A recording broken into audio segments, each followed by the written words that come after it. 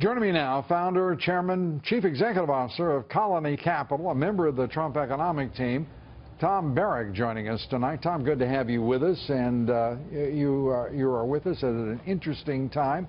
A foreign policy speech today, well received by Donald Trump. This is, it becomes tiresome to hear the discussion in the mainstream media about pivots and turns and resistance to adaptation. Where is Donald Trump right now? Is he in a happy place? He seemed to be comfortable as he spoke today about foreign policy. He is. He is in a happy place, and I think that if he continued to stay on target and theme like he did today, and did that every day for the next 80 days, he would probably be president of the United States. He's in a very good place. Donald is Donald, so all the negativism that we're dealing with, which many of us are tired of, right? Tired on both sides.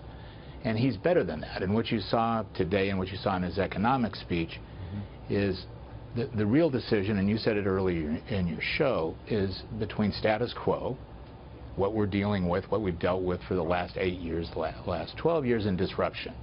And Donald is disruption on steroids. And Hillary, who in my opinion is very qualified and very competent, we can take all the negatives that usually go along with politics, but the bottom line is you're really just choosing between status quo, which hasn't been very effective, and the hope of a disruptor, and somebody who is a little bit unpredictable, which actually is a good thing. It's a good thing in foreign policy, it's a good thing in domestic economy, just to chip away at the aircraft carrier. Yeah, it's interesting to me because he is hailed, because he is the disruptive force. He brings great energy. He brings ideas. People forget, he has set the agenda for this national contest from June 16th forward. It wasn't anybody else sort of slipping in little pieces of paper to say, well, why don't you candidates talk about this? It was Donald Trump, and it remains so. His ideas have been fresh, they've been disruptive, as you say, and by the way, I credit him for that early on. It seems to me, a very straightforward issue. This is a man getting the hell beat out of him every day by the national media, and I wonder if friends and surrogates appreciate what that's like, because I can tell you, I've been there, and he's getting it from every possible direction, from every quarter. And there is nothing fair. I mean, he is exactly right. There's nothing fair about this.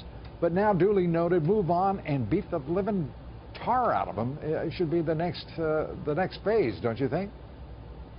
Absolutely. And look, this is a discussion I have with my peers every day, right? It's amazing that Wall Street, the financial community, the technology community has not rallied around this man for their own interests, right? Which is part of the problem has been that most of us who are out participating in the arena have said the way we're going to participate is we're going to write checks to somebody else who has the stature, the guts, the courage of a man like Donald Trump to step into the middle of that arena by himself. None of us are going to do it.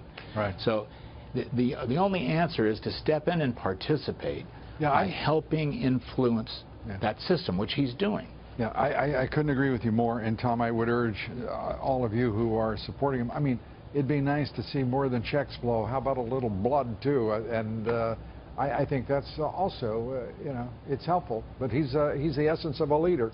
He's standing tall. He's standing tall above everyone else, moving straight ahead.